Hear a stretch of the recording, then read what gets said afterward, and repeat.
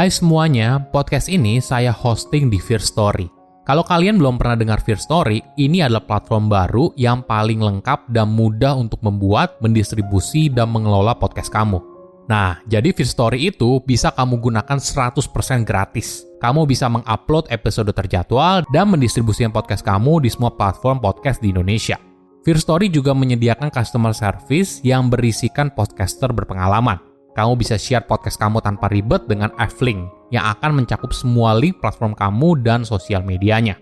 Dengan Firstory Ads, kamu bisa mengakses monetisasi yang mudah dan beneran bisa kamu cairin tanpa biaya tambahan, gak pakai repot. Jadi tunggu apa lagi? Yuk maksimalkan podcast kamu dengan platform hosting dari Firstory. Daftar sekarang di firstory.me dan buat podcastmu jadi kenyataan.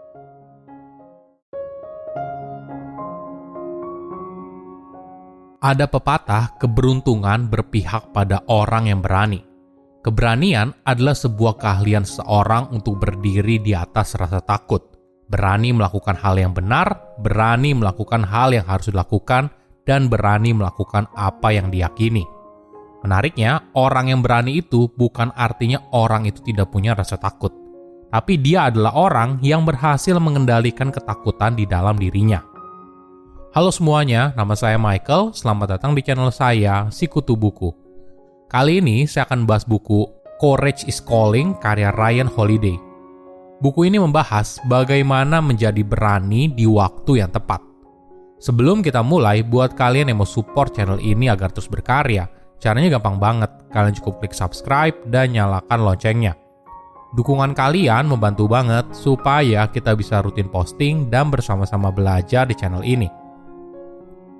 Keberanian tentunya merupakan sesuatu yang sangat berharga. Tapi keberanian tidak seperti batu berharga seperti berlian yang butuh miliaran tahun untuk dibentuk. Bukan juga seperti minyak yang perlu dibor dari bawah tanah. Keberanian jauh lebih sederhana, bisa diperbarui, ada di mana-mana. Sesuatu yang bisa kita keluarkan dalam waktu singkat. Ada banyak peluang tak terbatas setiap harinya. Tapi kenapa keberanian masih menjadi sesuatu yang langka? Mungkin karena kita merasa takut. Karena pada dasarnya lebih mudah untuk tidak ikut campur. Kita beralasan ada hal lain yang sedang kita kerjakan atau sekarang bukan waktu yang tepat. Logika yang masuk akal, tapi apabila semua orang berpikir hal yang sama, apa jadinya dunia ini? Padahal dengan adanya keberanian, maka banyak hal indah baru bisa diwujudkan dalam kenyataan. Saya merangkumnya menjadi 3 hal penting dari buku ini. Pertama, apakah menjadi penakut itu karakter atau pilihan? Banyak orang menganggap kalau keberanian itu merupakan karakter seorang, sesuatu yang memang ada dari sananya. Padahal keberanian itu adalah sebuah pilihan yang kita buat sehari-hari. Ada sebuah cerita menarik yang menggambarkan hal ini. Penulis bercerita tentang Hercules yang sedang berada di persimpangan. Setelah berjalan jauh melingkari gunung di Yunani, di depannya ada 2 jalan yang hampir sama. Awalnya, Hercules hanya memilih dari salah satu jalan secara acak.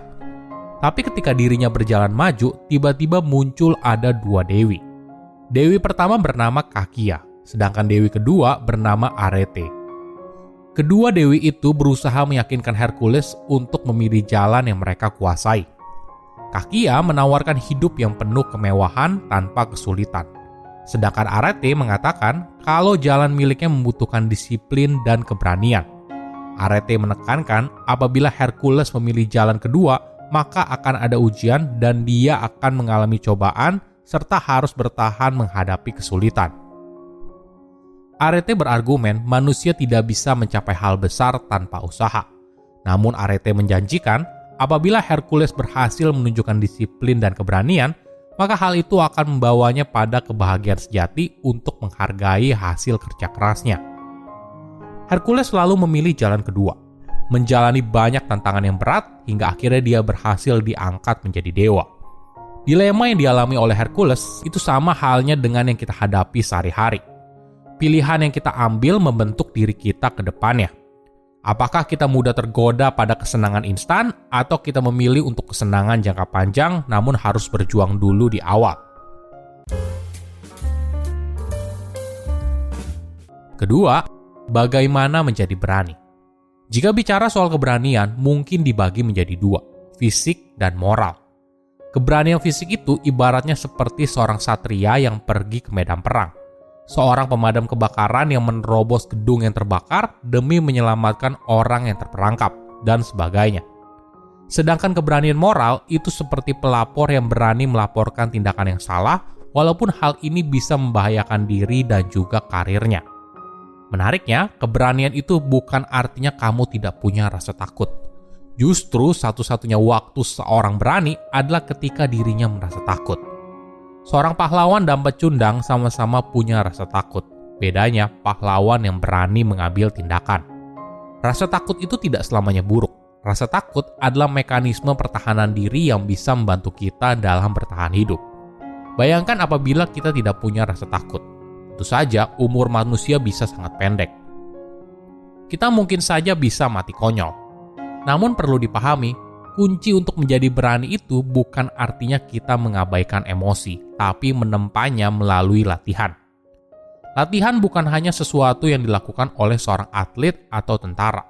Ini merupakan cara kita mengatasi rasa takut dalam segala situasi. Sesuatu yang tidak pernah kita duga, sesuatu yang tidak pernah kita latih, bisa membuat kita kewalahan. Sebaliknya, ketika kita bersiap, ketika kita sudah mengantisipasinya, maka kita lebih siap menjawab. Dengan latihan, kita mengulang apa yang kita kerjakan di dalam pikiran. Kita membangun muscle memory atas apa yang kita lakukan jika berada di posisi tersebut. Kita merasa nyaman pada kondisi yang tidak nyaman. Mengetahui sesuatu itu memang penting, tapi ketika kamu siap, maka hal ini yang membuatmu jadi berani. Ada ungkapan yang menarik. Setiap orang punya satu momen spesial di mana ada sebuah kesempatan yang bisa mengubah hidupnya selama ini. Alangkah sedihnya apabila ketika momen itu tiba, orang itu tidak siap. Ketiga, tips melawan rasa takut. Bagaimana cara menghadapi rasa takut? Pertama, belajar memahami diri sendiri. Kita harus bisa menyadari ketika kita berada di persimpangan. Perhatikan apa yang kita rasakan saat dihadapkan pada sebuah pilihan. Di awal, mungkin kita seringkali memilih jalan yang mudah. Tapi ingat, sesuatu yang mudah dan menyenangkan belum tentu merupakan keputusan terbaik. Mungkin kita bisa berlatih mindfulness. Latihan ini akan buat kita jadi bisa mengamati pikiran dari sudut pandang yang lebih luas. Kita bukanlah pemikir yang sedang berpikir, tapi kita adalah pengamat yang melihat pemandangan dari puncak gunung. Bayangkan seorang pendaki yang berhasil mendaki puncak, lalu melihat hutan yang berada di kaki gunung atau pedesaan yang ada di ufuk timur. Kedua, berlatih visualisasi negatif. Mungkin ini bertolak belakang atas apa yang selama ini kita pelajari, di mana kita harus berpikir positif terus-menerus, menjadi orang yang optimis, dan sebagainya. Namun ada sudut pandang yang berbeda.